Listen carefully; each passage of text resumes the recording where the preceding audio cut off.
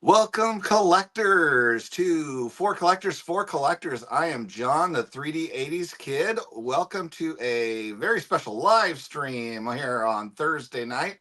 And I have assembled a group of four, what I would call, well, including myself, more eclectic collectors, where we collect a little outside of the box from many others in our pursuits. So we've got a mix of sports, non-sports here, and it's all for fun here with having fun in the hobby. So stick around and check it out. Welcome to Four Collectors.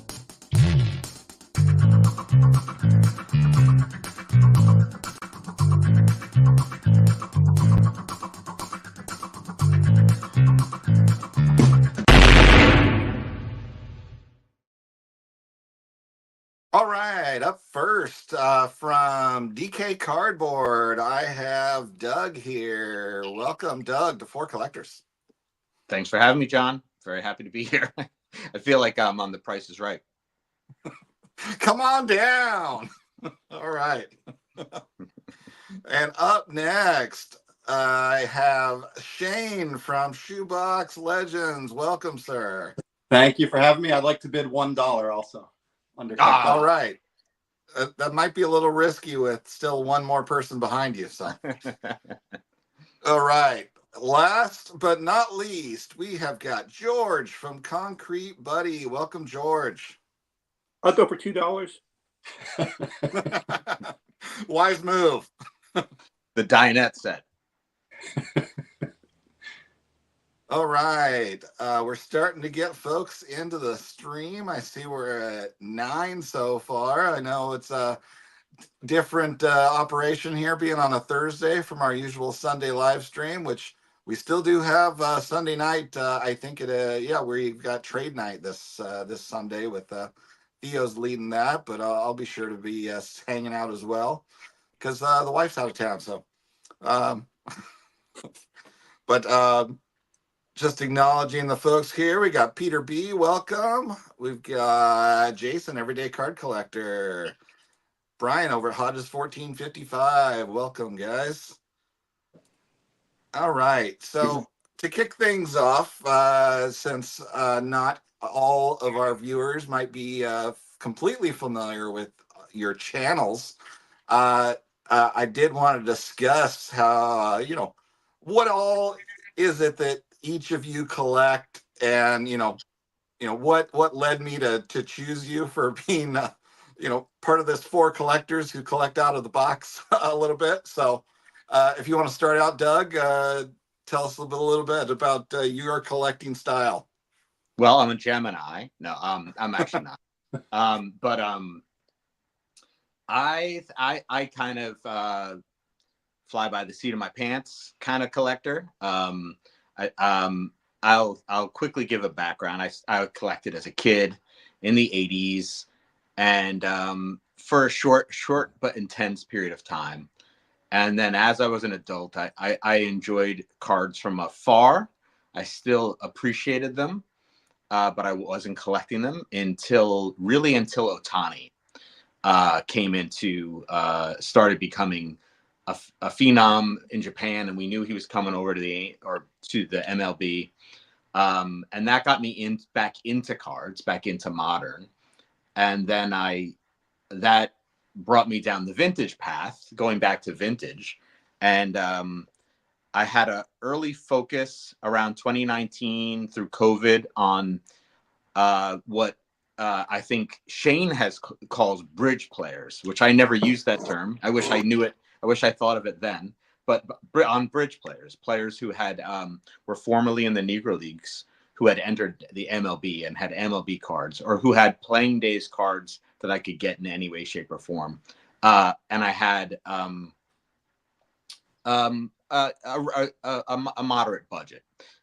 So I worked on that for a while, and then I just kind of, hovered in the 50s and 60s, and in the past probably year and a half, I'd say that I had like maybe a 60% focus in pre-war, and then a lot of and then mixed in sort of like oddball, what some people might call oddball cards, like child abuse cards. I'm an aficionado in general.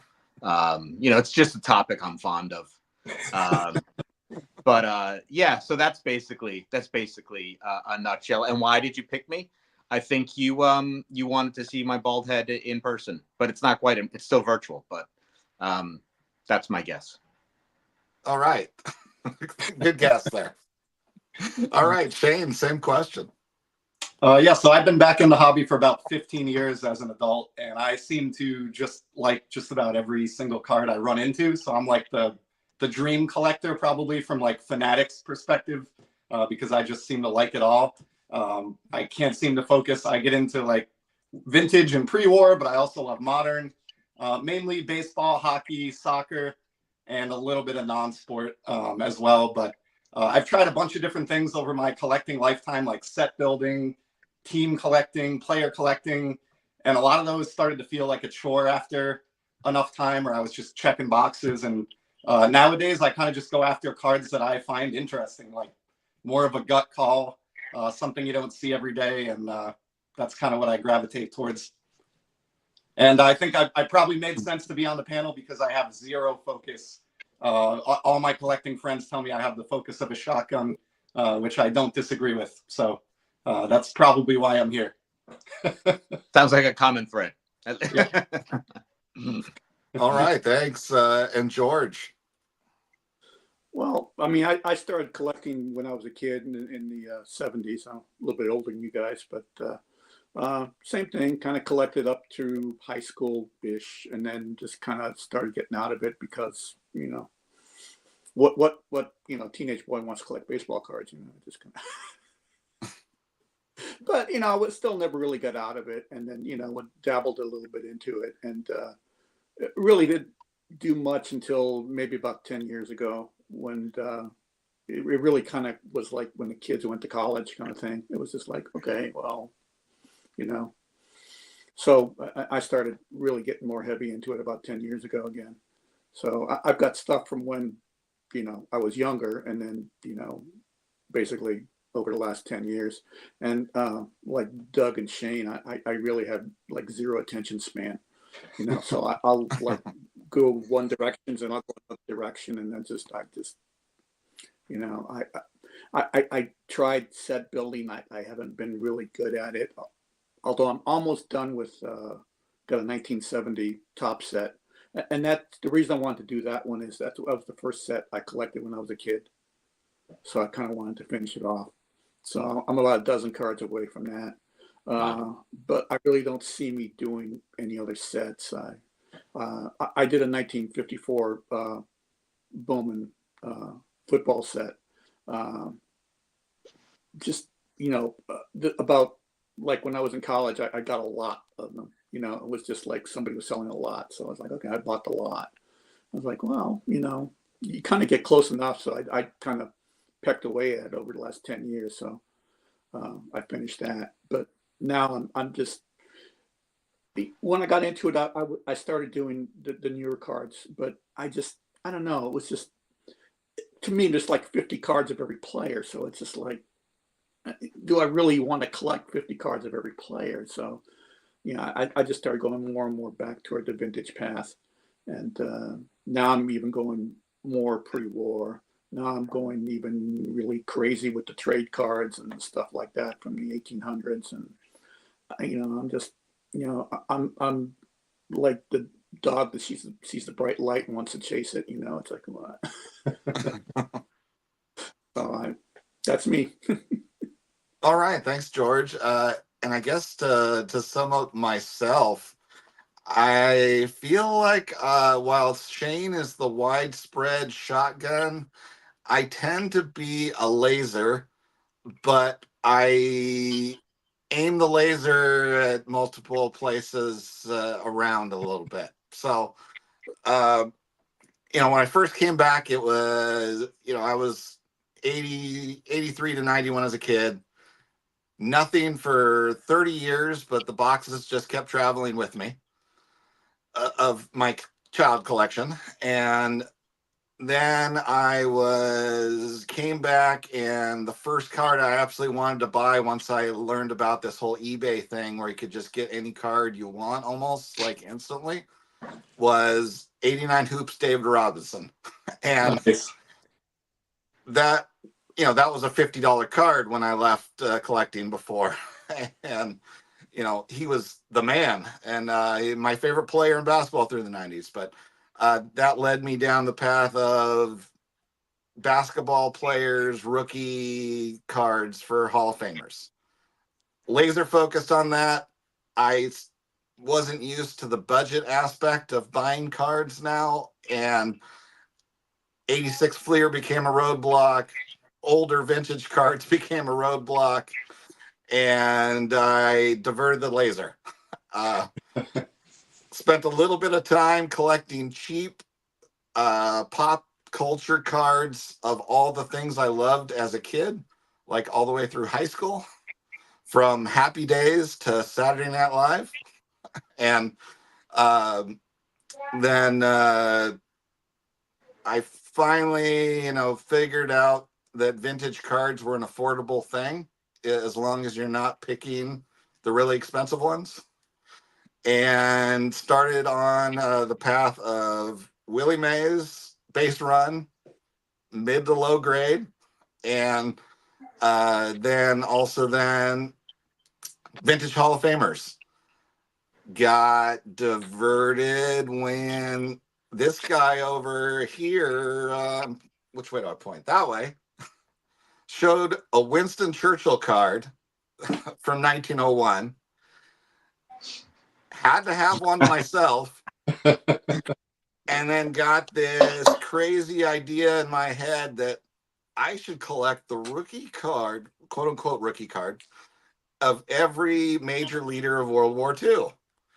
And that insanity overcame the fact that one of these items would be fitting in the Harlan Crow collection, and still did it anyways. And no matter how icky it might feel, but the obsession overrode me with that laser type thing. Once I get an idea, I just need to go for it.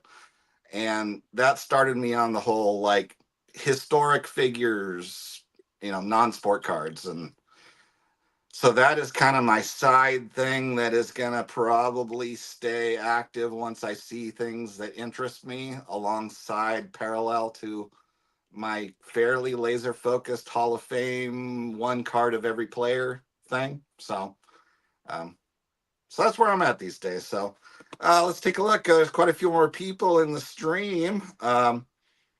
We got Mookie Chilson, Dan, Old Sarge Collects, Jacob Dahl, Orlando, Collector's Dream, Rick Acosta. We got Mr. Mangini with the matching hairstyle to Doug. We've got Dylan, at least listening. So double shaka, dude. Dylan. Matt over the card story. We got Keegan at Vintage Goats. And Beansball Card Blog. Welcome. All right. So I guess up next, I was going to figure let's round table, just showing some of the recent things we picked up, because this is a card collecting channel. So let's see some cards. I guess we'll go reversed order now and let George go first. Oh, well, since I just got this in the mail, got the Liebig Tesla card. Sweet. So, yeah. And I wound up getting the whole set, which included also the Liebig Franklin card. What year are those from, George? 1907. Yes, thank you. Nice.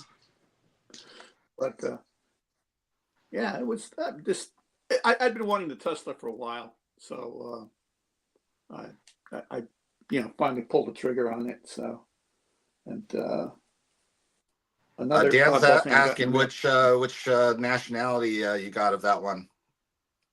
Italian. So, Now, I also got this, and I have no idea what this is, but I got it That for was like German. $5. Huh? I was just pointing at my back wall there. There's the German version. Oh, okay. Now, does anybody know what this is? Because I have no clue. This is I got this General Persian card. I want to say I got it for like $5. It's a trade card. It looks to be vintage, right after World War One. So, I don't know. But I mean, you can find interesting stuff like this, pretty cheap. Like I said, What language was on the back of that one? Oh, this is French. Okay. But Yeah. no idea what set this is or anything. So That's the best hat I've seen today. That's for sure. Yeah. Yeah. It's those could trade ask cards Mangini. are beautiful. Oh, they really are. They really are. Yeah. But It's amazing how cheap you can get a beautiful trade card, just because there's no. oh yeah. For a lot of them, there's just not a market for them because people don't know them from each other, so you can, No. Yeah. Like I said, I got this from France, and it was Yeah. selling for like nothing. I paid more in shipping than for the card. I mean, Jason's asking if that's the dad from Beverly Hillbillies. So it could be, yeah. You guys would know. I'm not an expert. I don't know very much about trade cards, but I would imagine there's more opportunity to find like diamonds in the rough just because there's less clarity about how to list things or what they're classified as. Is that Yeah. what you find? There's a lot of them. I don't Yeah. even know what they are, but they look really nice. Like I guess next go around I'll show you. I'll dig out the Edison one. that I showed Yeah, you guys the other day. I feel like I think George probably has dug down that rabbit hole pretty deep, and so it seems like breakout cards that Ryan Nolan has been really digging into that. He is a great source. I would highly recommend anybody that's interested. Yeah, in I've been watching that because too. He's a young kid, but he just knows so much about this stuff. Oh, he's in deep. Oh yeah. He's got such a great knowledge of this. He does stuff. So highly recommend breakout cards, Ryan Nolan. Yeah. Oh yeah. So anything else, George? Or I'll just go next go around. okay. All right, Shane. What you got? So I have a few cheap cards I picked up here. I always tell myself that I'm going to narrow my focus and build like a collection of fewer, more expensive cards. But then I've just come to the realization that I love buying cards and I want to stay involved in the hobby more frequently. And I can't really go 2 or 3 weeks, it seems like, without buying a couple things. So I have like some cheap pickups here, but I love the buyback cards from Topps. So I got this Dick Groat, which was a 1967 originally. And then this was bought back and issued as a box topper, would have been in 2016 Topps Heritage. It was like a $5 card, but I'm a sucker for the buyback cards. And then I think I saw George has a Star Wars shirt on, but I got this one in recently. This is the Emperor from Star Wars High Tech. I do collect a little bit of Star Wars cards. I love that movie franchise, and I think it translates well to the hobby. So I got the Emperor, and then this is really random, kind of showing the depths of my lack of focus. But I got this Philippe Petit card. I don't know if you guys know who he is, but he was like a tightrope walker. Yeah, it was a good movie. 70s. They did a documentary on him, but he strung a tightrope between the World Trade Centers and walked across it. Yeah, I did see that. It's a fascinating story. They like broke in and got past security, and so this card is like a rainbow foil Topps card that kind of pays tribute to that event. So I thought that was a good one to kind of illustrate my total lack of focus across those 3 pickups. One vintage baseball card, a Star Wars card, and a guy who's known for walking tightropes. Excellent. Yeah, there were besides the documentary, which I saw, then we also watched the movie that had Joseph Gordon-Levitt was I haven't seen that. Oh, nice.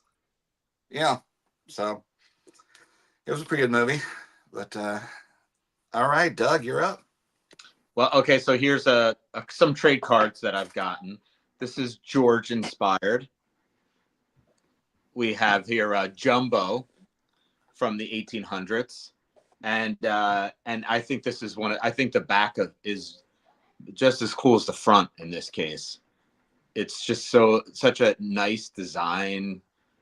I'm not going to talk too much about it because I'm out of my league, but fonts and layout and etc.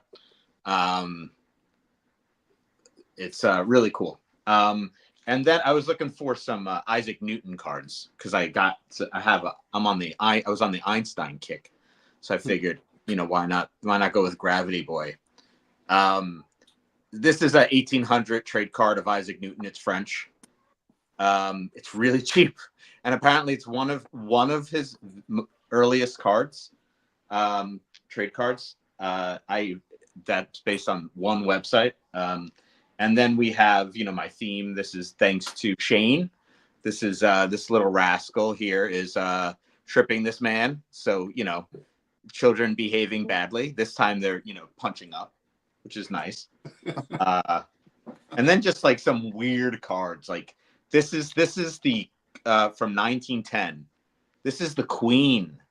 I don't know a lot about the lineage of royalty here, but she looks nuts.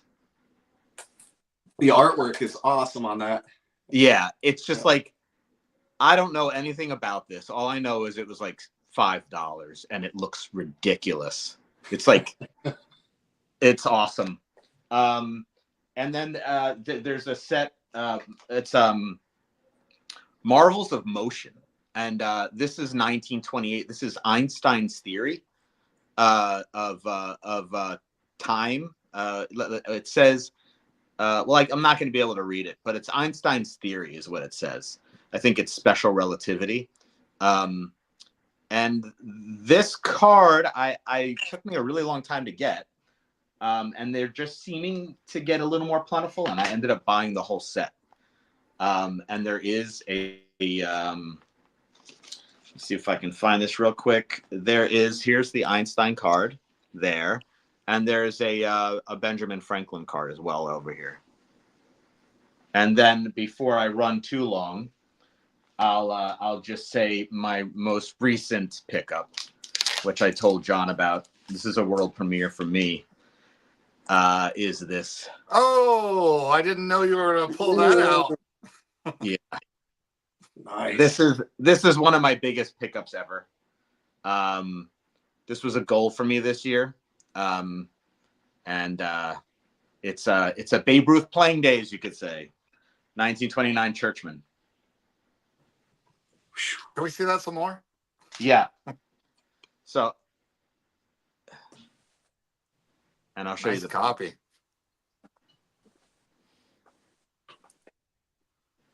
Oh, the layout of that card is it's a beautiful. British kind of sports around the world series depicting baseball here. And I'm a fan of, this is kind of like my niche. I basically seek out these cards, and this was kind of like the granddaddy of those. There's a Japanese postcard that has the exact same image that I love too. Oh yeah, that Shonen Club one. Yeah, exactly. I really love that. I would still like to get that one of these days, but not in a rush. Well, after you just bought that one, I can't believe you're in a rush to buy anything. So yes, exactly, exactly. Hey, Doug. I was actually looking for that card, and I ran across this in the same set. There's an American football one. Yep. There is. It's really nice looking card. I wound up being the only bidder on that one. I got it for 9.99 pounds. Oh wow! That's so basically it's going to be less than it's going to take like 2 months to get here from the UK. Yeah, that's great. That's a really nice looking card. It's a nice set. It was a nice looking card. Yeah, like I said, I've been looking for the baseball one, and I ran across the football one. I'm like, well, I just threw in a low bid, and then sometimes you're doing a bidder. it feels Especially- free at that for that kind of Well, especially in the UK, if nobody's looking over there, Right. those people don't care about American football. right. They look up football, they're No. like, this is the wrong sport. Well, Yeah, swipe. yeah. I mean, so. Oh yeah, And- there's bargains to be had with some of those cards out there. You end up paying more I'll for the show shipping. So Yeah. But congrats, Doug. That's a beautiful card. Thank you very much. Seriously.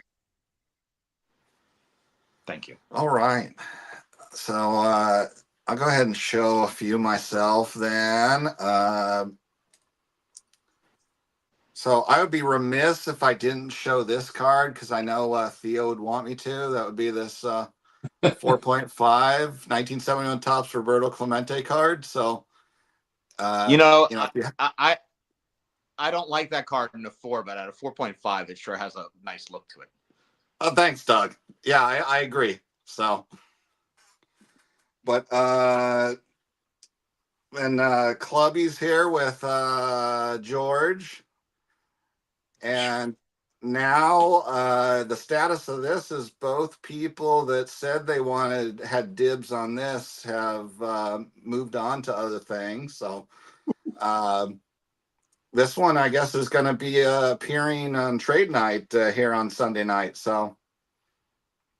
At this point, so I'm thinking the last one sold PWCC for $252, and since I would lose money on that and have to ship it, I'm thinking I'll offer it up at $225. So it would be my value on this one as a preview for Sunday. So, but shameless plug, I know, but I don't care. My World War II leaders is constantly something that is a potential work in progress because of the lack of clear documentation of what sets are even out there. There's not a source like just trading card database for everything baseball for non-sport and especially foreign issues. So this is where I'm currently at with a Stalin rookie card, and my hope is to talk to Mr. Breakout Cards there in Cleveland a little bit and ask him if he has any familiarity with an older one of him or Hirohito, since those are the ones that I am most or least sure that I actually have their oldest card. So, but that one came with my recent SGC order there, and it's my current holder there in that collection. And then one of the highlights for me for that recent return would be this card here. I love this one. So It's a beautiful card. Yeah. thank you, Chris from Missouri, for trade night deal with me for me to have this. So Wow. by the way, we're having trade night on Sunday if you hadn't heard. So and the current crown jewel is this one here for me. My current biggest purchase, which if the right card comes along at the National is going to get blown out of the water in terms of budget, but right at this moment, it's my biggest purchase ever on this 52 Bowman Mutual here. So love this card. That is killer. All right, John, you're doing oldest card you can find for each of those world leaders. How many subjects do you have in that quest? That be 6. The FDR, which I have the 32 US Caramel, which that's actually a PSA registry set, so I'm fairly sure I'm good there. The 1901 Winston Churchill, like Doug has. Then the last one on technically the Allies side is the Stalin then. And then the Axis powers at the start was the Italian guy, Mussolini, which I have. For some reason, it's shocking to me, he is a PSA registry as well. And his first one is a 1927 Carreras card.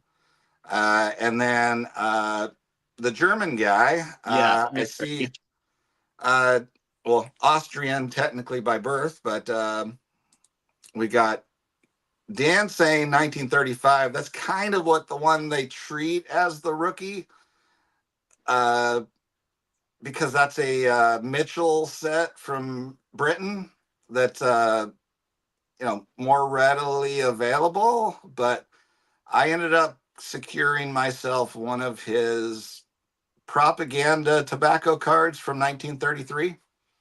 There was like 6 different German tobacco companies that produced pro-Nazi sets when he first took power in 1933. So I've got one of those for my representative. And then lastly, Hirohito. George is actually my clubby on that one with the Chocolat Poupier from France from 1937. But yeah, it's unclear to me on Hirohito and Stalin, because the rest of them, I'm pretty sure there's nothing older. I love it's such a unique idea for a collection. I've never heard anybody else do that. I love it. Yeah, it's awesome. So yeah, it's different for sure. I know a lot of people would never own one of those guys, but I am obsessive enough and history obsessive enough that I did it anyways. Yeah, well, you're the right type of collector to have that card. So yeah, which it was actually a really cool process for me making my video on it, because it involved me then researching my grandfather, who he was actually the son of did we just lose the stream? Oh, the screen blanked. We still have you. Here. All right. Yeah. Now 2 people blanked. Okay. Well, I'm going to keep talking anyways. So he was actually the son of what would be Russian immigrants, but like at the time of the Bolshevik Revolution. So is when they moved to the United States. They escaped during that time period because it was not a good time there for Jewish people, which they are Jewish.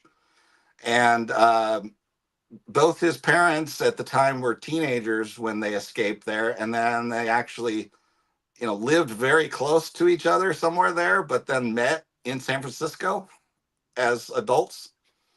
And so he was a bomber pilot during World War II, or not pilot, navigator. And I actually found his name in a book that exists online for Jewish heroes of World War II. That's awesome. Cool. John, that's really similar to my background. My dad's parents, family, my grandfather was in a concentration camp.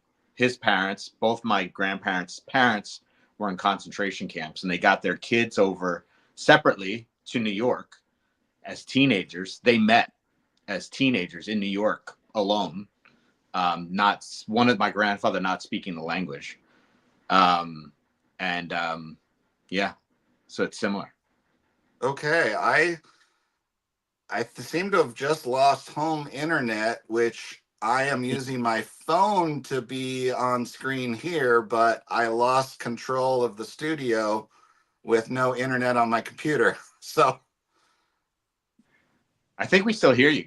I think, right? Yeah, I think it's still broadcasting, but I just don't have, I can't see the chat anymore or anything else. So, and I can't do solo mode without my home internet returning. So my phone's using, I guess, cellular service.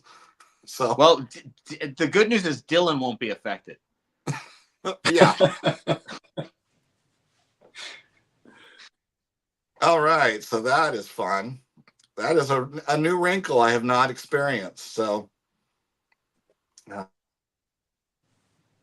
So anyway, do you want to hear more? In the meantime, I guess the next topic I was going to lead into was kind of. I was kidding.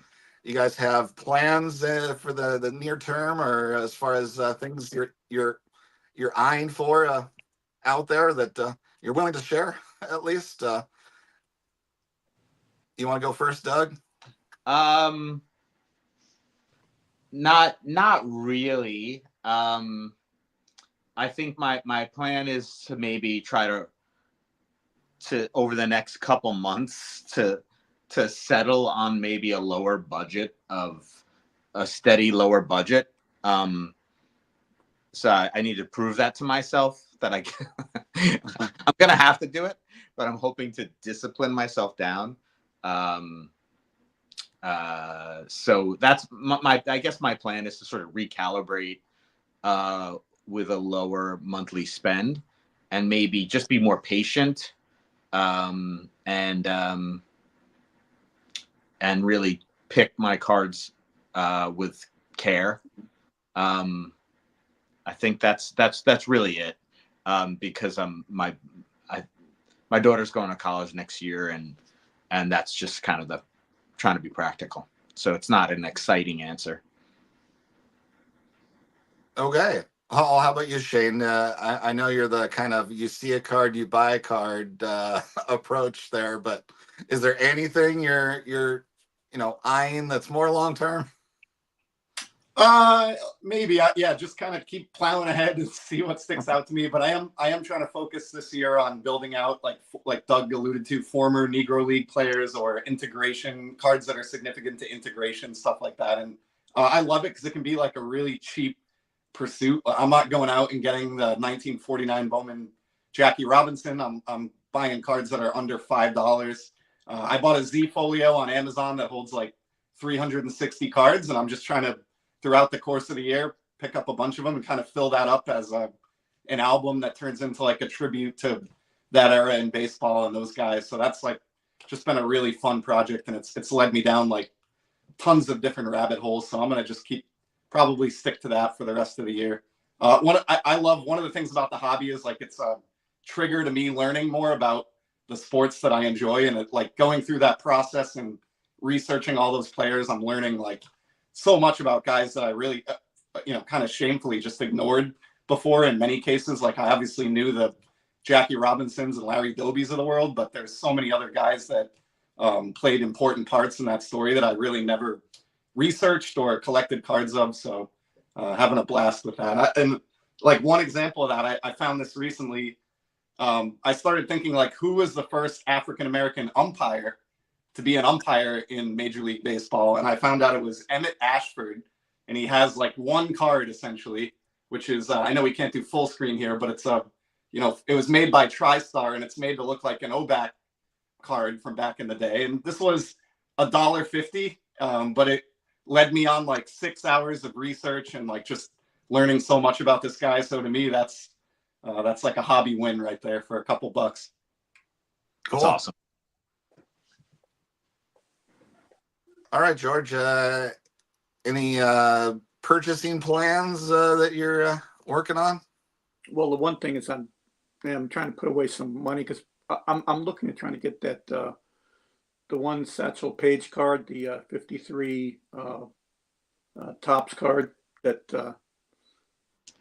Doug has. Yeah. That was my other goal this year. That was the little fella. Yeah, I know Shane's a clubby here.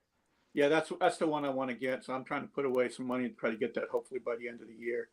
I mean, to me, besides it being the most affordable plain days Satchel Paige card, I almost think it's the best looking one, to be honest with you. I think it is. I agree with you. I think if you just wipe money aside and just stack people that just were art appreciation people and you just showed them the three cards, I think they would pick that.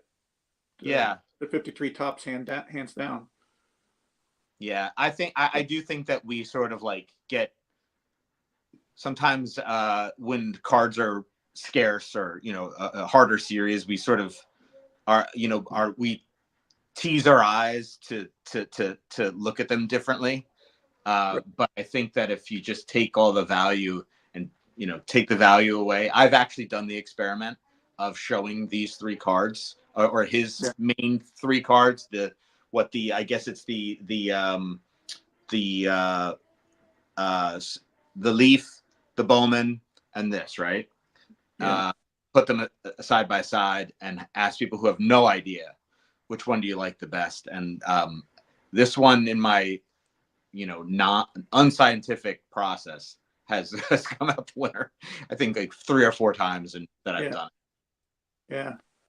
But I still get caught up in the moment. Like I know I showed you guys. I found this one, this Edison phonograph card, and I mean, I really like it. I mean, to me, this is kind of like a historically significant item to phonograph. So it's really cool. And then this is this is Edison. It talks about his. You can get it from his company in Orange, New Jersey, and like I said, these trade cards are pretty darn neat, I think.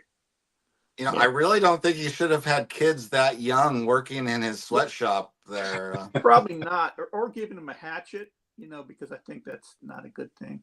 But it kind of pairs nice with this Edison. This is Ogden Edison. Nice Card, but awesome. It's not. I actually would like one of his earlier ones from the 1800s. They're actually more colorful and better. But I actually got a really good deal on this one. I got it raw. I got it raw in the UK. Like I said, it's just so. But I got this over here. So, and that's kind of what I'm trying to put money aside, but I'm always just still finding stuff. I can get a good deal. And what was I going to show here? Oh, since we were talking about Star Wars earlier, just absolutely nothing to do with anything. But I got a good deal on this thing too. Burger King, Darth Vader. So cool card. So, also, 2 more I got to show you here. One, this is really for Doug, since he's into the child abuse cards, kind of. This is a postcard, and this is nailing your infant to second base. So, it's a postcard from 1912. It was stamped in the back, but I just thought that was pretty darn neat. Yeah. I'll put it up. I'm going to put on my wish list. Yeah, I wouldn't have minded doing that sometimes with one of my sons. He was a runner. Yeah. And then I also found this thing for this is a Pasteur card, Louis Pasteur. Cool. Nice. And this is a French card. I don't even know how old this is. I'm assuming around 1900. It's a card chocolate. But what I really like about this is, if you see in the corner here, you see that there's actually you can see the rabid dog here. Ooh. So you have the rabid dog here. You have Pasteur, and then the vaccines to keep you from getting rabies. So Okay. anytime you find a card with a rabid dog on it, Definitely. Yeah. Clearly, that makes it a keeper. Must own. Yep. And like I said, these this wasn't much. Like I said, I got this from Europe. So That is why a lot of the non-sport is a fun secondary diversion. And as I'm putting away money for Satchel Paige, I think that's probably what I'll do. Is I'll probably just got to keep the juices flowing for something. But actually, before I go here, I had a couple things I was going to show Shane, because he was into this. He mentioned he was into vintage soccer, if I remember correctly. Oh yeah. Yeah, and it's Stanley Matthews. Nice. The 30s, and Dixie Dean. That's awesome. But I mean, some of the goats of soccer. So I tend to go everywhere. Whatever sport. So. Well, that's cool. Now that I have internet connection and control back, and do a little chat catch up. Does PSA have a Hitler set registry? No. 9. Okay. All right. Let's see. POW in World War II. That's not fun. Yeah, I was very lucky to exist because I did learn that my grandfather volunteered for a second run of being the bomber navigator, and actually the whole thing was that one tour was 25 like missions under fire, and most people did not survive through one, like the majority of them on bomber crews. And he re-upped for a second one and did 50 and lived. So, of course, otherwise I wouldn't be here. So, Yeah, I think that he was like F Hitler. Oh, again. yeah. So, and yeah, part of the fun of that whole discovery was I got his coin collection that he collected during the war from my grandmother, because yeah, when she would go on lots of trips with her new husband. They divorced, I think, when my mom was in elementary school. But so she had lots of foreign coins she was showing me, and since I showed interest in those, she whipped out those coins for me when I was somewhere around 9 or 10 years old, and I've had them ever since, of his like late 30s and 1940s era coins from all sorts of foreign countries. That yeah, so. Um, all right, that was when I lost thing. Oh, apparently I kept freezing because probably my cell phone internet is not fast enough to stream video very well versus the home internet. Currently eyeing for a 48 Bowman Warren Spawn SGC2. That's the profile. Good luck with that, Keegan. Double D. Oh, okay. And that's the audio version. That's a review of the audio version. All right. John Keating is here. Welcome. Let's see what else we got. The 53 Satchel is the killer. Well, Shane has been showing some nice modern Satch cards. So Yes, he has. Yeah. And Mr. Keating likes how it's a St. Louis Browns card. Yeah, that is cool. And it is Orlando's favorite card of his. There you go. I think a lot of people is because it's just so much more attractive than those two good looking card. other ones. Yeah, it really is. And I mean, that 53 set is so nice looking. Oh yeah. And it's one of the good ones in that set, and that's saying a lot. Oh yeah. All right. Well, yeah. They just don't make St. Louis Brown cards anymore. Yeah, I wonder why. What the deal is there. All right. Yes, good guess, Carlisle. I was having internet issues. Keegan, nice comment there. Real killer of a player. I think John's gonna. You were about to extend your Axis and Allies to O.J. Simpson, right? I had not planned on it, but if I'm gonna go there, is there a Mark David Chapman card? I don't know. So you got to get that. What's the basketball card from Hoops that has the Menendez brothers court side? That's a famous one. Yep. Yeah. I do have that card. Yep. Yes. And yeah, I wonder how many of those cards got thrown away long ago because nobody realized it. Yeah.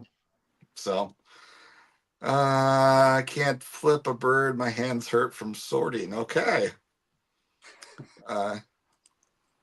Apparently, Doug, you need to expand your child labor violation cards. Yeah, that's a whole project I'm working on, Mookie. We'll get in touch.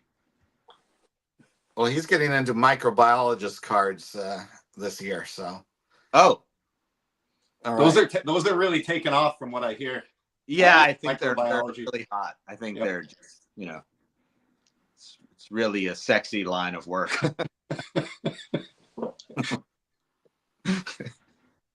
All right. And Peeps does say rabies is cool. So there you It go, always George. has. Yeah. And then Blix Cards gave a suggestion to Vintage Goats about an old Beckett non-sport almanac to find a niche he might like. So Speaking of a niche, I think Dan's Vintage Cards, right? He recommended this book, and I got it, the Negro League Baseball, a photographic history. I got it on. I think that Shane. I don't know if you've heard of this one. I have not. That's awesome. I think you would like it. This is which is really funny. It has the St. Louis Library stamp on it. Nice. So I'm sure it's been in many hands, but it's a cool one. all right. I don't remember what that's referring to, but Matt's saying keep the Postal Service's doors open, George. It's our civic duty. Okay. We'll have to I watch. don't remember that. What's that? We'll have to watch back. We'll make. Yeah, we'll I think so. Yeah. And looks like Dylan, saying child abuse cards are all the rage. Yeah, that and the microbiology, right? Or whatever. Yeah. Come together somehow. Keegan thinks they'll be on the top 5 hottest cards from Sports Card Investor soon. So You're ahead of the curve. Yep. all right. And, We also have hearing cards. Here's Gustav Eiffel. So It's Right. it's that is a nice. But if you full screen me there, here we go. You know what I mean? Oh yeah. that is the classic. oh, I like It is. that. It's around 1900. And this kid's like, he's like opportunistic, going for the grapes while this kid's getting his butt kicked. It's like, he's feeling a little hungry. Class snack, That's very. Yeah. So is that kid the goat of bullying cards there? I think that is of this series. I mean, the only thing that maybe contends with that is this one. Is the hanging by your dungarees guy. Yeah. So That is a bit harsh. We may have to vote at some point, but it's between those two. Going like dead ball era of child abuse cards was smart because I don't think anybody wants to see modern abuse cards. Yeah. So I think that was a wise move going 100 years old. Yeah. So, yep. Yeah, Exactly. it's more culturally accepted back then, right? Yeah. Exactly. These are depictions. Since corporal punishment was still this is commonplace in schools even. So Yeah, people had to somehow get entertainment, Well, yeah. I mean, I grew up in California where it didn't exist anymore by the time I was in school. But my wife, who started school in Massachusetts, said she once had the paddle. So. Oh, yeah. We had it when I was a kid. Yeah. It was. Yeah. It was there. But all right, we got the Beckett Baseball Almanac is crazy extensive. So you can get one of those cheap and find a lot of different cards. Looks like we got Sexton's Kentucky Cardboard. Welcome if you're still here. Then we've got some compliments on our Tesla cards. Thank you. Is John tethering to his beeper for his internet? All right. Here we go. John's dial-up is strong. All right. We don't normally lose internet. I am very close in my neighborhood to a very large Intel campus. So there's a lot of tech employees. So we have like fiber up the yin yang routing through our neighborhood. So it's rare when we actually lose internet. So maybe the yin yang got clogged and yeah. But that Philippe Petit was cool also. Great documentary I watch every few years. Yeah. Crazy story. Yeah. All right. Yes, I was on a landline apparently, so the struggle's real. Mark Jackson, there's the Yes, that's the comment. card with the Menendez brothers. Yep. Yep. All right. Here's a collection idea. My Hitler, an Aaron Hernandez, and an OJ. So, and I think there's also a Osama bin Laden card in one of those old sets from like the 90s or something. Oh yeah, there's like that's like Oliver North or something. And there's a It's a Saddam Hussein rookie I'm- card out there. best hits from Yeah, there's Iran all Contra. kinds of great guys on cardboard. So, Yeah. and Ray from Philly, howdy ho. Yeah, now there's a lineup. I think referring to Keegan's comment. Non-Sports Almanac. If someone is interested, he's got an extra. Orlando needs it. Mm. Keegan's got a Lou Gehrig book with a library stamp in it. Oh, referring to Okay. your book with the library stamp. Yeah. I Nice. think it's kind of a common thing for libraries to sell off some of their copies of books. So clear some room. Oh yeah. But Does that have like the Dewey Decimal card inside, Doug, or is that not included? Yes. The card's gone, but it has the whole. Nice. there you go. All right. Apparently, Orlando's got his own child abuse card with Charlie Chaplin on it. Oh yeah. Or a chaplain. Is that a church chaplain? Is seen what he's that. referring to? Yes, I know what he's referring to. Okay. And Dan would like to see that. I think or And- did a video of it like a year ago. all right. Good evening, Hammer 44. Keegan wants to see it. Chris from Missouri is here.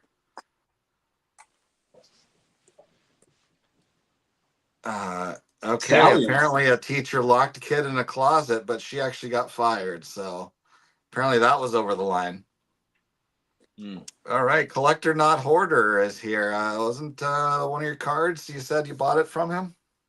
Yeah, actually, the Tesla, I got it from Tom at Collector Not Hoarder. So Oh, hey. check Nice. out his eBay site. It's pretty cool, actually.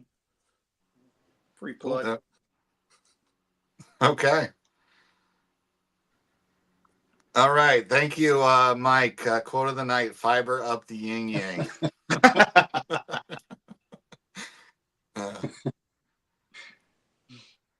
Apparently, Keegan was looking for that Bin Laden card, but he didn't get it. So, and they are Orlando's saying it's Desert Storm cards. So Yeah. I have too many dad jokes floating in my head. I have to edit them out. It's noisy. All right. Apparently, Dan was looking for the Bin Laden as well. He's been waiting for the Bin Laden. Been waiting. I don't have There that. you go. I do have Lawrence of Arabia. So Cool. That's awesome. Oh, that is cool.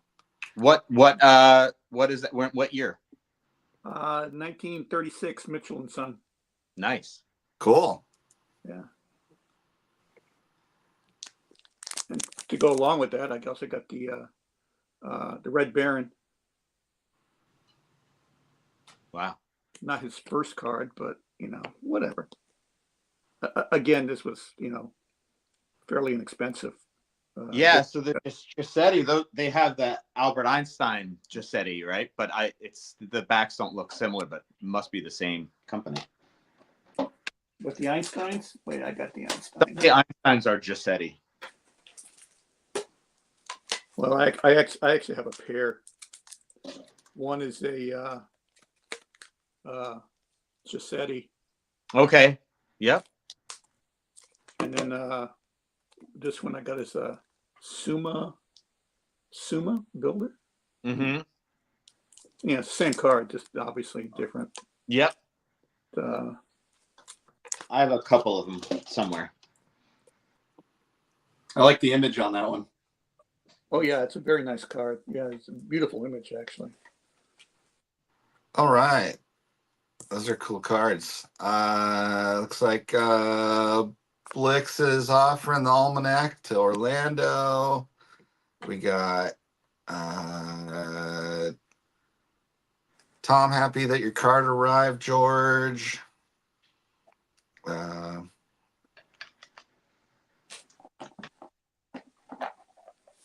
What's this? Good pizza for frozen. What is that? I'm not sure what that one refers to. I like it. It's like a lyric. Apparently, there are 5 different backs for the Einstein card. So Really? Yeah, and I know some of them are very tough. Huh. Yeah, I guess it's like T206, multiple Yeah. or... Oh, there we go. That's what the pizza comment was about. Oh, got Red Baron Pizza. Oh, very nice. All right, I think I'm actually caught up on the chat here now. So, George, I guess. I was going to say, George, you were saying about how the Churchman, most people know the 1929 Churchman for the Babe Ruth, but that football card is really nice. Yeah. That 1951 Liebig set with Ted Williams. Yes. I think there's a similar story with that, where the soccer card is like super cool. And that's this. Oh, that's very nice. It's That is killer. yeah. That And is beautiful. Italian card. Yeah. Yeah, so that you just reminded me of that. That's 1930s, you said? 1951. 51. Yeah. All right. Looks like Vintage Sanctuary has arrived. Hello, Adam. Hey, Adam. So now that we're an hour in, and I feel more comfortable that people that would completely torch me in comments would not necessarily watch this long, I'll go ahead and show my World War II leader run. So,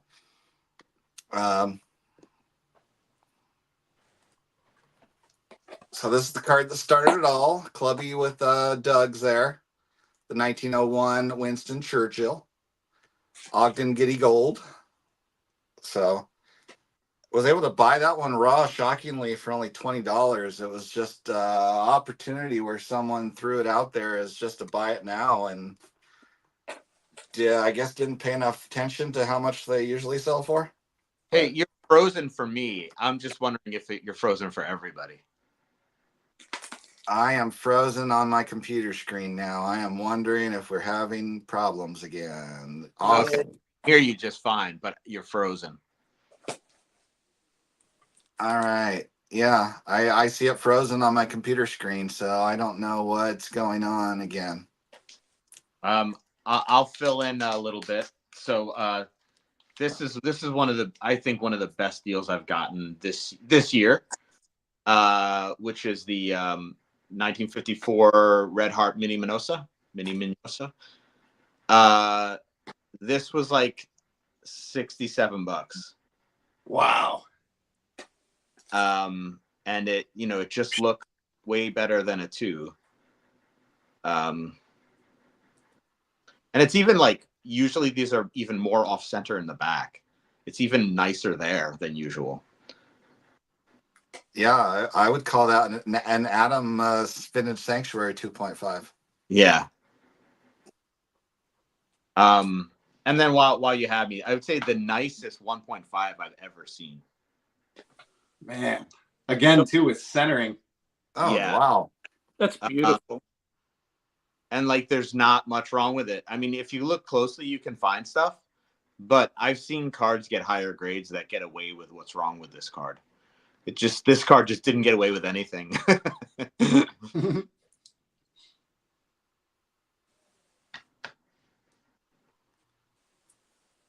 All right.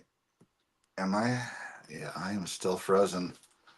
No, you're good. I see you now. It's still not You're looking right. Yeah, you're a little pixely, but you're moving. Okay. I don't know. I'm wondering if my phone's still using cell connection or something ever since it came back still. But so I'm making real entertaining action here, aren't I? All right. So comments there. Vintage Sanctuary. Doug Minoso gets a 2x grade multiplier. Looks like up ahead, Blix Cards said, "How is that a 2?" I don't think it doesn't have a crease. I looked at it closely. I don't even remember. I don't think it has a crease. I think it has some staining, and I think it has like maybe like a dot on it that looks like a print dot, but no, there's no crease. All That's the right. best feeling when you get a diamond in the rough like that. Yeah. Cheap price. Yeah. Shane, you've got a request. Shane, bring out Leo. Oh, he's sleeping in his bed behind me right now. I'll grab him in a second. Wake him up.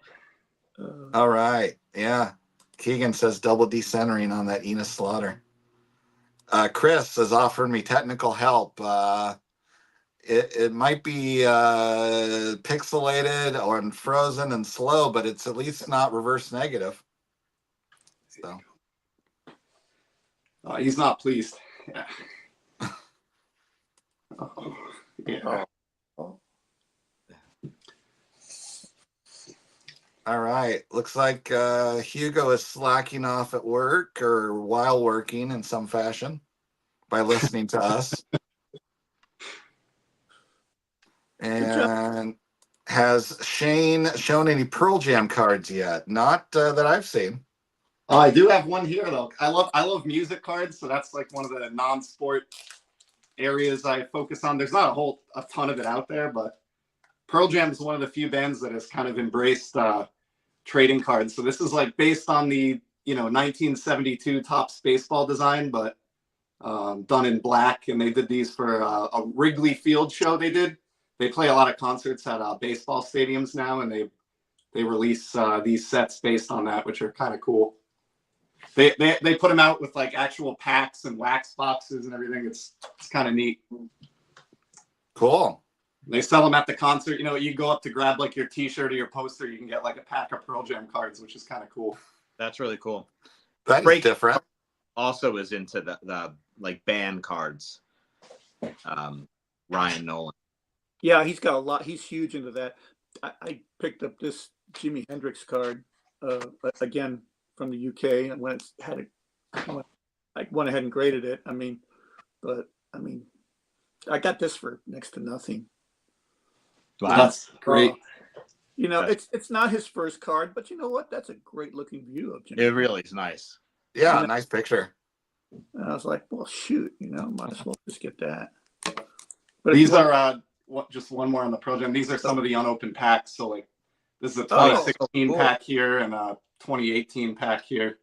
So this is how you'd buy them, and they did a really good job with them. One of these is based on a hoops basketball set, and this one is based on 1991 Topps baseball. So whoever in the band is responsible for doing those clearly knows a little bit about trading cards, and they do a pretty good job making them. Isn't the Pearl Jam name a basketball reference?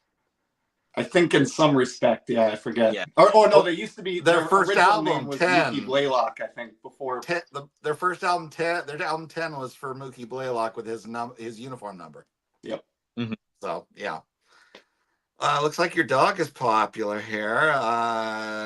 We've got Vintage Sanctuary, the most famous French bulldog on YouTube. And Dan saying he's a legend. He is. Blix Cards wants to know if he can surf or skateboard. That's 2 negatives there. Yeah. He can't stand being wet or anything. He just sleeps like 19 hours a day. So, but his baseball card count is at 0 after 7 years. So he's like the perfect dog for a sports card collector. Great. Awesome. That's a good stat for a dog. Yeah, that's an important 0. There's like piles of cards all over the place here, and he just roams around. So he's not interested. So yeah, those are some good advanced analytics. All right. Looks like Keegan built some card shells, so that'll be cool for you to show us maybe on a video here soon. Dan, he's got a Frank Sinatra card. That's probably cool. So I know he's got some older cards out there. Now, you want older music? Here you go. Here's Caruso.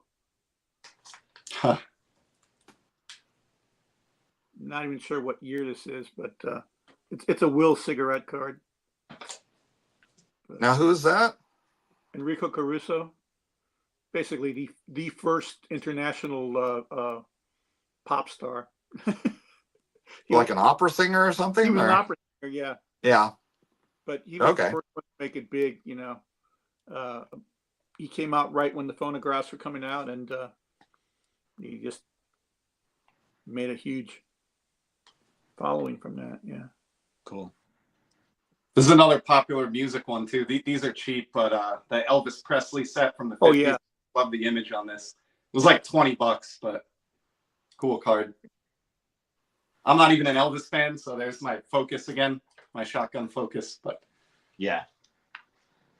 All right. See, that's actually very nice, Shane, because a lot of them don't have. I've seen a lot of them. They don't have good registration. A lot of them, and that one's very clear. Yeah. I don't think those QAQC was not high back then. So Blix cards liked your Hendrix. Looks like Dan would be interested in some of those Pearl Jam cards. Adam Splendid Sports liked your Jimmy. We got the answer with the Mookie Blaylock down here. And apparently he thinks Doug over at Video Guy 316 thinks your opera singer looks like the My Pillow guy. So.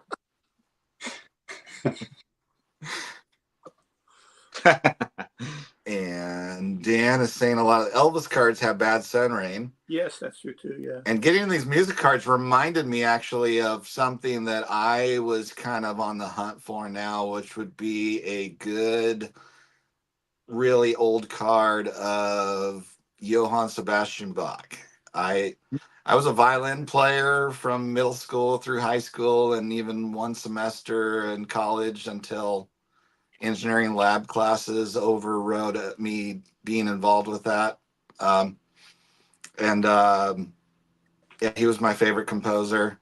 And my oldest son's middle name is actually Sebastian because of that. So, Wow. I think those composer cards have been doing very well in recent months too, from what I understand. which is bad news for me, Shane. Why did you have to dampen the mood? Yeah. No, those composer cards are going crazy. I think So some of them are Stolwork. The same. Yes, they are. Yeah. Oh, what was that? I missed you solo here. Well, Oh, you had okay. something? This was that random Queen card Oh. I showed. But Yeah. some of the, I think there's some big Stolwork cards, and I think there's some There are. composer cards. Yeah. But you also have like the artists are also big. Like this, I got this Rembrandt. That's so good. That is so nice. Nice. Yeah, but and this is Bensdorf Royal Dutch Cocoa. But I know that the art cards for Stolrich are they're starting to get real expensive actually. But this was a lot cheaper, and I liked it. You know, This is just a random trading card from the 1800s that I think is really cool. And like a lot of these cards, it's some sort of like sewing, like the machine of hand sewing the back. But I just think that's really cool. And then here's one that I have no idea at all what they're getting at, but I just thought I just couldn't resist it. It's like this is slamming out of an egg for no good reason. Patent dining bags. I don't know anything about this. The back is torn off, but I love this image. It's like got a little elf hat action. Yeah, that's crazy. Any thoughts, George? well, actually, you reminded me because of that Statue of Liberty. Yeah, I found this one of Washington Monument. nice. Again, it's a sucrade chocolate, but Cool. But those Statue of Liberty cards are actually starting to get expensive too. I've Really? noticed that I've lost a couple bids on those. You Like know, and I'm like the one, not the one like I showed, right? no, similar to the one you shown. Yeah. Really? Yeah. It just you just kind of got to get lucky. But you Hmm. know, these are pretty neat. Like I said, these are got to be late 1800s. Yeah. So, When you guys are going after these, are you targeting specific cards, or are you more just looking based on subject matter and kind of seeing whatever comes up? it's more the latter. It's just whatever comes up. I Yeah. wish there was some sort of booklet or something, some online resource I could look at so I could target. Yeah. But there just isn't. And Yeah. I'll do either similar searches, or I'll find a vendor who has Right. just like loads and loads of trade Loads cards. of- and and I'll you just start look through. I'll look through what he has for like 20 minutes, yeah.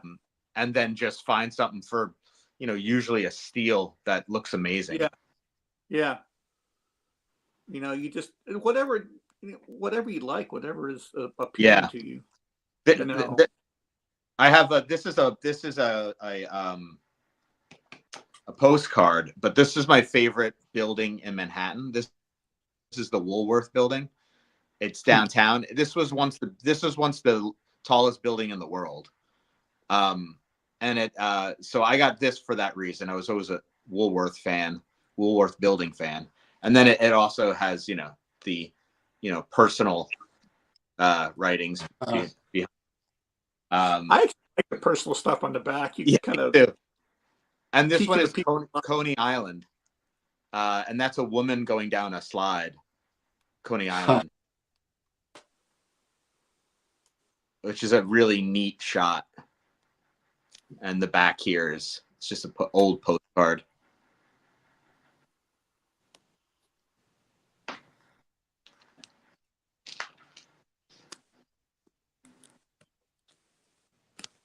I mean, people just have to accept, though, a lot of times on the back of these postcards, they'll either be written or the postcard sellers will put like some sort of number or price on the back. Mm-hmm. They do that all the time, and they're not going to change. You know, you just have to accept the fact that that's the way it is in the postcard world. Right. Even today at shows, right? They write the price. Yeah. On They'll write it lightly in pencil. They'll try to be innocuous about Mhm. it, but it's there, and it's just they're not going to change. That's just the way they've done it forever. So it's just, you just accept that. There's pencil writing on the back, but who cares? It's usually the front you're looking at anyway. So Yeah. All right. Hard care kit for removing the pencil before you send it in for grading. Oh, Yeah. I didn't think about that, Shane. Thanks. Yeah, I hear that's the thing to do these days. So, All right. just quick catch up in the comments. Look like Blix Cards gave us Mike Lindell's name there, my fellow guy. So thank you.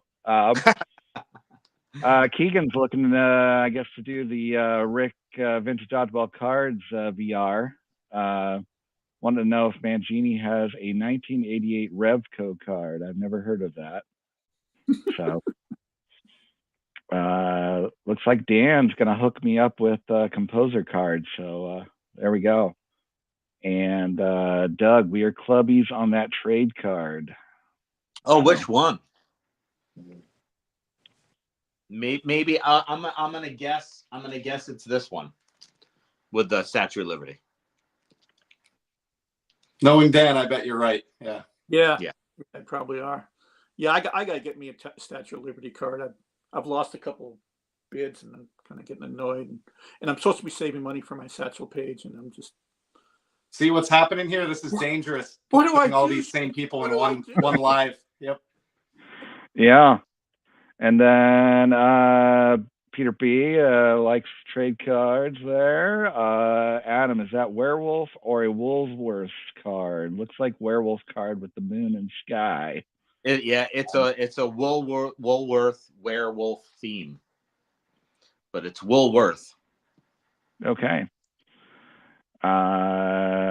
Revco, basically CVS, so I guess a drug store that's not a West Coast chain, since I live on the West Coast. I'm not familiar with that name. So, I'm not either.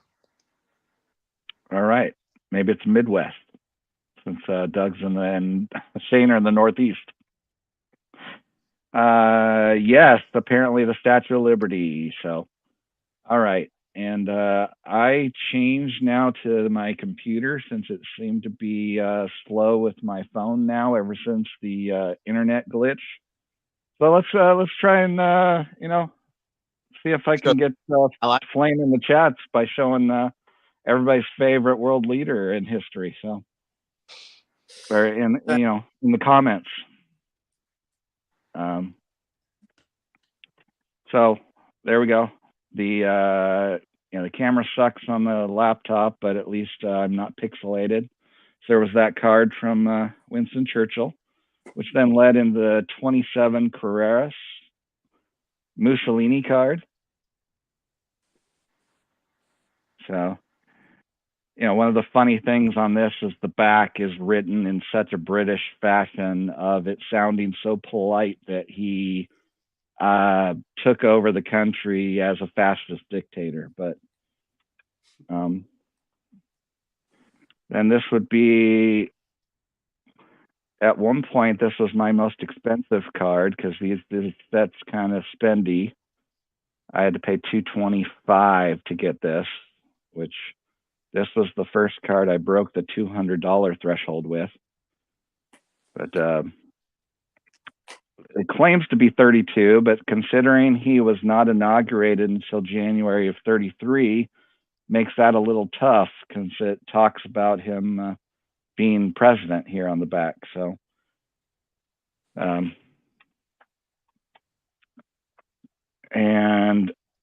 I always like to move chronological in time. So 1933 now leads us to everyone's favorite. So I intentionally chose this shot so that you could see his cold, dead eyes actually looking at the camera. And it makes it extra creepy. So, all right, enough of that one. This is from the 1933 Kampf ums Dritte Reich. And this apparently photo was taken in the town of Braunschweig in 1931. But So what year was that Hitler card? You don't have to show it again, but what year was it? 33. 33. So, yeah, that was the year that the president died. What's his? I'm blanking on the name. George knows it. Hindenburg? Was it von Hindenburg or? Yeah, exactly. And so that at that point, that's when the Nazis basically couped the rest of the government to take full control. So, because they had made the concession that he be the parliamentary leader, even though they didn't have a full majority, but they had the most seats at the time. Mm-hmm. So, yeah. And when the president's death, they used it as the excuse to then take full control. So, then we've got the Stalin I just showed from 1934 in a Ripley's Believe It or Not set, with their unbelievable fact being that he was a leader of the USSR, which they said was the greatest organization of workers in the history of the world, and he never did a days of manual labor. So believe it or not, but that a politician didn't do manual labor. Shocking, I know. Yeah. So 1936 then, with this Hirohito is my current one to top off the set. Cool. And this one has the cool feature of being part of a turned in completed set. Huh. So it has the hole punches, Polar Express style in this case, where it was done from the back, obviously, because it's Chocolat Coupier. So CP from the back. So. Nice. So there we go. That was my obsession for a good 6-month period. I have the antidote to the Mr. H card, the Jesse Owens. I love that card. Yep. So this one's Ogden's. I think this is the first English-speaking Jesse Owens card, and all the ones from 1936 and 1935 are German. Oddly enough, even though 1935 isn't Olympic related, it's still German. I guess there are just a lot of German sport cards at that time. I don't know. Hey, I've got a cool. Hey, Doug, we're clubbies. Oh, sweet! That's a great card. Yeah. I Nice. actually got a lot of those other ones, those the German ones you're talking about, the Olympic set. Yeah, there you go, John got them. Yeah. Where'd I get this one from, Doug? Oh, I have no idea. That was my present. Yeah, this one's awesome. I got it from a really great guy. I will warn people though, if you get them raw, they are so paper thin. Oh yeah, I have that. I have them raw. I got all mine raw, and I graded them with SGC, but it was just so hard to even just to send them in. So this is raw. Yeah. Yeah, paper thin is right. Oh yeah.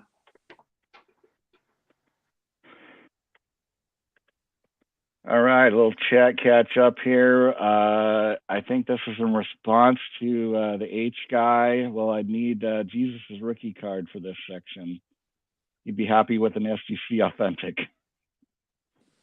And then Adam's response to it, finally, a card that is not glorious. Wow, Hitler during his reign, eerie. Yes, exactly. And my obsessiveness overcame those feelings, and it does feel weird to own it, but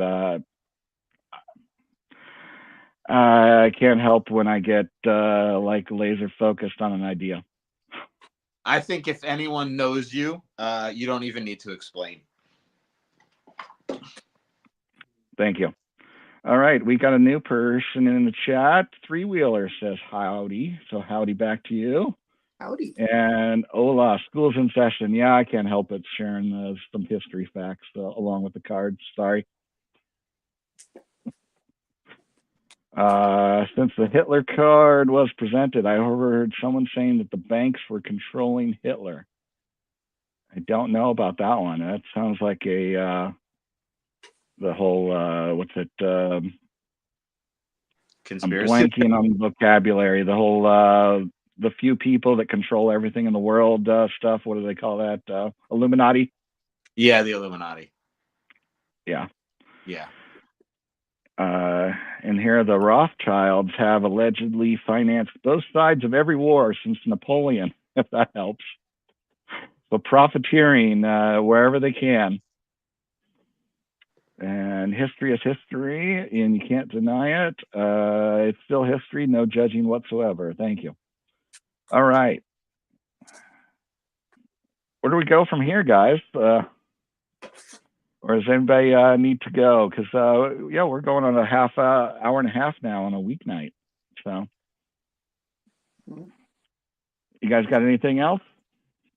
Any other questions from the chat, even? Hey, you want to see something from 1860s?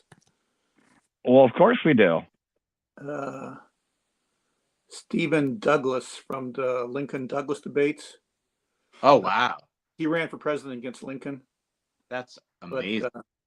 But, it's a set by L. Prang and Company out of Boston. And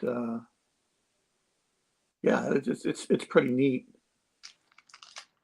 I actually, to be honest with you, I got the idea for looking for this from the Ryan at Breakout Cards. Yeah, that's cool. I used him for his knowledge on one of his videos. I'm like, oh, I wonder if that's awesome. I would like to get that one. But there's like a whole series of them. They're like Civil War generals. There is a Lincoln, which is pricey. The Grant is pricey. Because the Grant was from before he was president, so he would have been a general. So, but yeah, Douglas ran against Lincoln and lost, and And the rest is history. So This is the oldest card that I have dated. 1878 Forbes and Co. yeah. Which gifted to me by Scott, Reindeer Studios. Sweet card. And this Those is are also some crazy legs. Sorry? Those are some crazy legs there. Yeah. On that Yeah. Definitely. And this is from around the same time. This is they have a bunch of these gargling oil lineaments.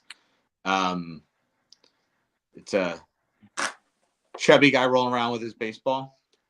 No judgment. Hey, Doug, we're almost clubbies. There's gargling oil. Oh yeah, there you go. We Women both had something in our throat. We had to fix it. Slightly different, and also from that same series as your home run. This is the fly.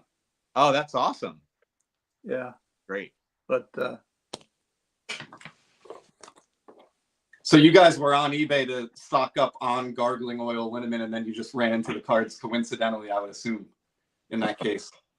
Yeah, something to that effect. well, to be honest with you, I found this at a postcard show. I mean, it was like nothing. And this was given to Scott Reindeer Studios. Yeah. So I was like, I saw this and I'm like, I didn't know anything about this, but I'm like, you know what? I bet you this is something interesting. So I could see how Scott saw that card and instantly thought of you, Doug. So exactly. I mean, I get this is a Gaudy card that I can hold in my hand. I wanted to get one I could hold in my hand because these are thick stock, and I've heard people say that, but I wanted to actually like hold one. They're super thick. This is and it's Walter Berger. Impressive resume. This guy. He was a home run leader 1 year, RBI leader, or over 100 RBIs for like 6 seasons. Home run leader 1 year, something like a 45 WAR. This card's beat up, but I just wanted to get a nice card to hold in my hand. I did a similar thing with buying a few raw ones. Just one of the things I was curious about is the smell. Even the different cardboards have different smells. It smells old. I hadn't smelled it yet. That's pretty nice. I'd like to get some car air freshener in that scent. Like I'm pretty sure at this point even I could identify whether or not it's a 50s top versus a 50s Bowman with my eyes closed based off smell even. So they have distinct different smells. So yeah. I love that you're going against the current though, Doug. Like all the effort we put in to like protect our cards and everything. It is nice to just have one that you can leave out on the desk or throw around, or if the sun hits it, who cares? Exactly. Yeah. Well, that's actually one thing that I miss about having this slabbed up is that this Mussolini Carreras card smelled like it just came out of the tobacco tin, but when it was raw, which was fascinating to me. So, but you know what's funny about that is because I got mine raw too, John. But it didn't have that smell. I mean, it you could tell it was vintage. It was not, but it just didn't have that same smell. So yours must have been packed right away from. I don't know. Yeah, I bought it from somebody in Italy, so it was off of eBay and from Italy. So, but just quick check in the chat. So before that, Peter B said, "Don't feel bad, Doug. There are a lot of Wander Franco cards out there. You're welcome for the lesson." Then that was the oldest card you have. Oh, by the way, my oldest card would be already shown. I don't have an 1800s card yet to this point. So the 1901 Churchill is my oldest card currently. Great Owens cards, thank you. Any 1860s cards are great. I would agree. Shane, over the years, what card has Leo shown the most excitement about? Can't think of one. He's not into it at all. You know, it's just not his thing. All right. He likes them. Yes. 1800s cards are interesting. Diamond Stars have thick stock also. Yes, I actually gifted a raw one to somebody recently, and they are similar thickness to the Gaudies.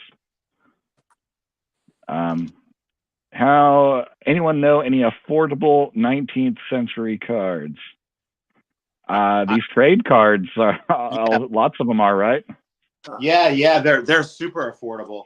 I'm trying to find another.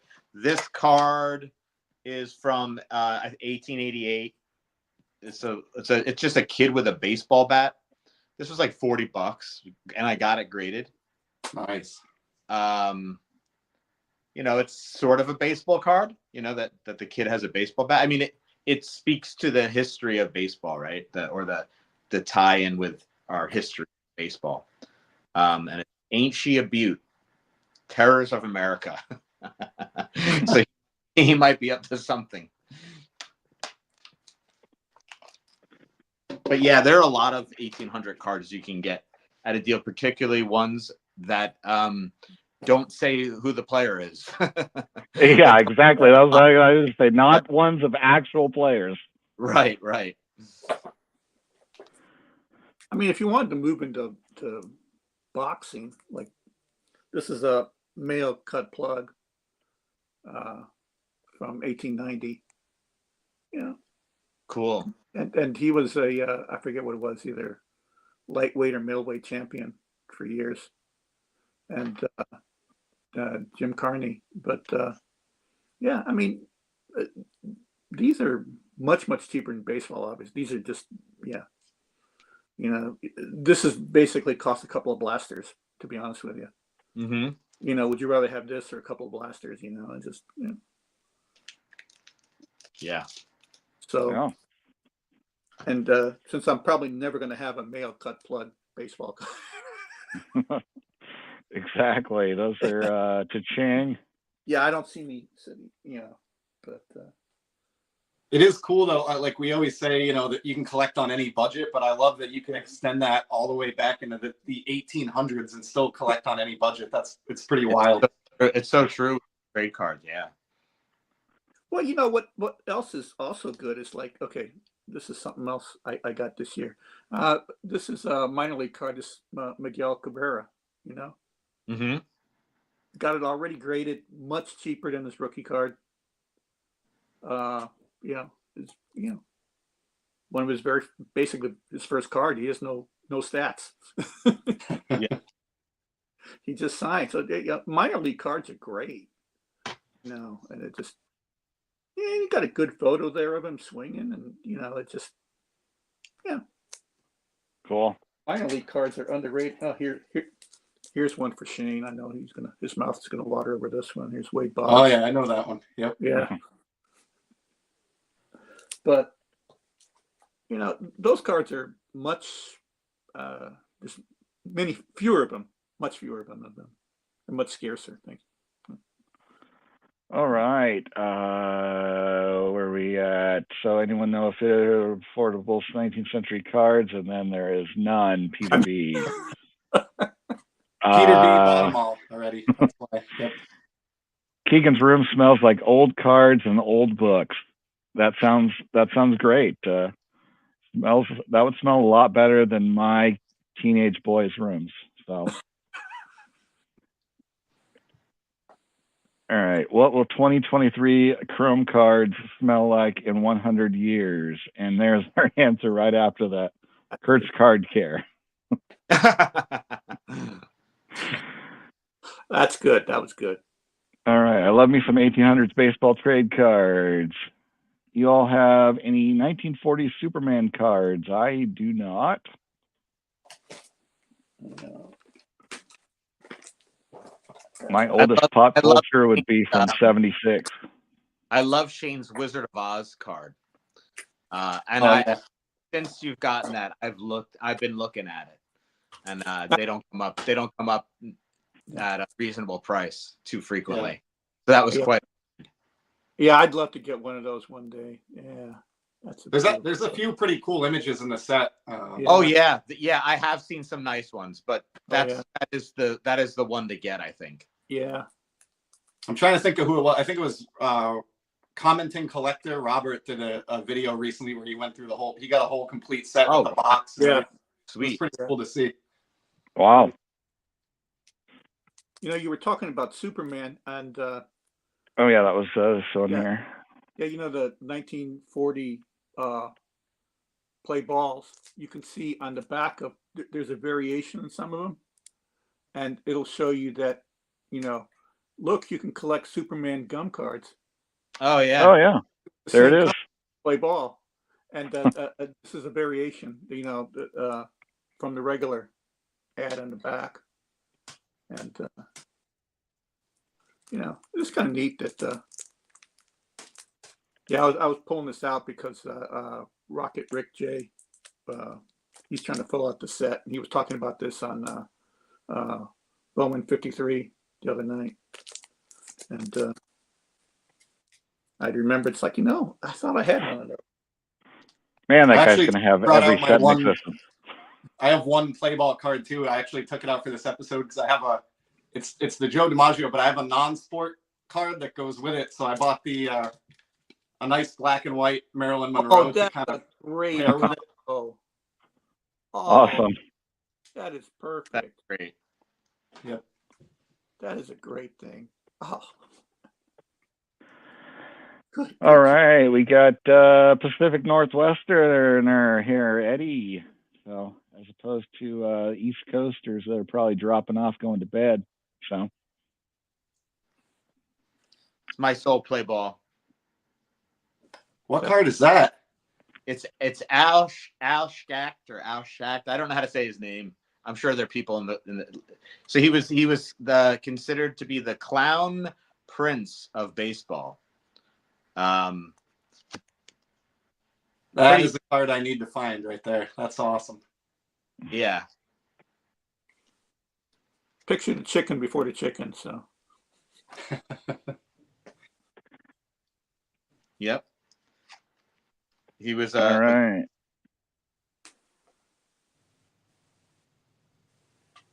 You were gonna say more about Al? No, just that I relate to his being a goofball. Okay. I think the first foil card was 1952. I don't know what that is referring to. 1952.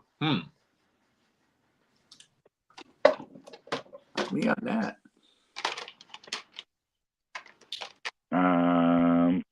Whoa, This didn't is, know that Miggy existed.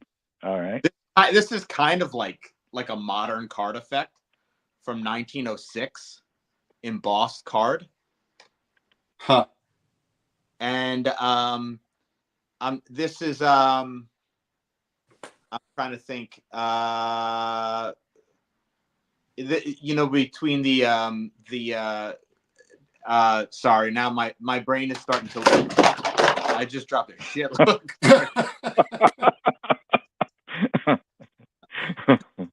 This is Frank. Help me out here. You know, Evers and Chance. Frank.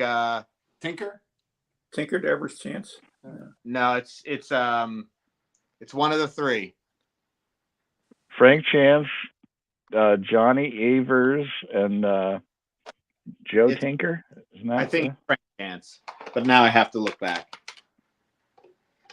I like that the image on that one has the batter, the catcher, and the umpire, kind of like the Babe Ruth you showed earlier. That's a really cool angle. Yeah. And no cards were harmed in that mishap. Oh, good.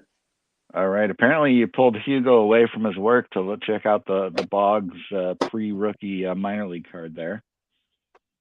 And then Blix, his clubby's with you.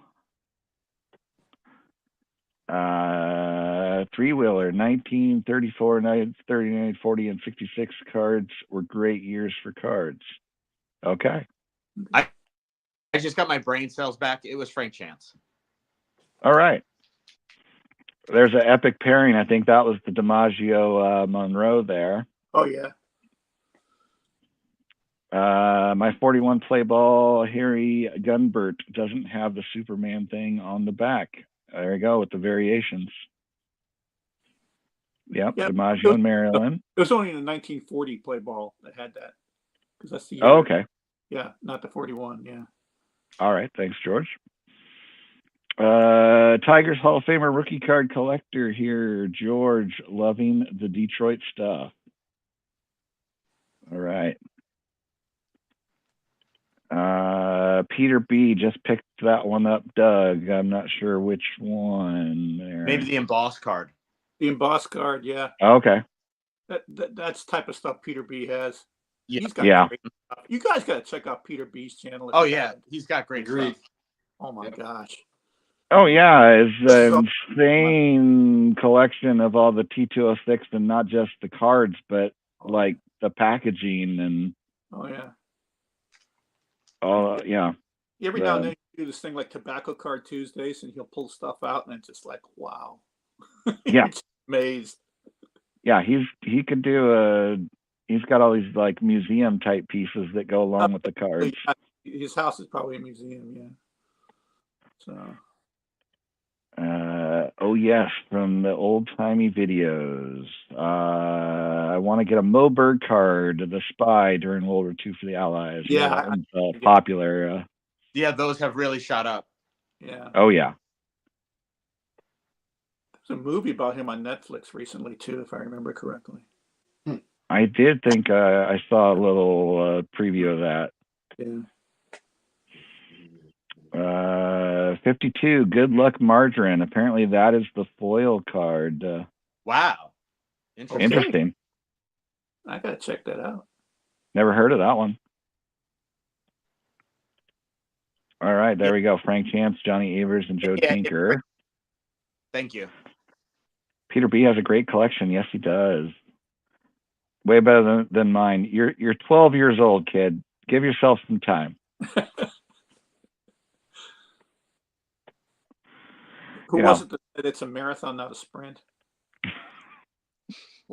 One of the YouTubers says that. Yeah. When I was 12, I had a couple pages of 1987 Don Mattingly. Cool. They were worth $3 each at the time. No, I don't even think I had a couple pages. I had a couple of them. But yeah, you and I both turned 12 in 1986. So that would be, yeah. Yeah. My biggest card then was probably my 84 Fleer Mattingly. So yeah, I started collecting in 1987, but at 12 and then 13. Alrighty. Yes, many of us are envious of Peter B's collection there. He's got really cool stuff. It helps to be a continuous, not taking years and years off from collecting hobbies, especially pre-COVID. Yeah. But I mean, life gets in the way. It's just like, you get married, you have kids. It's just like, okay, do I feed the family or do I buy baseball cards? It's an easy decision. Yeah, buy baseball cards. Exactly. That's what I was thinking. Yeah. There you go.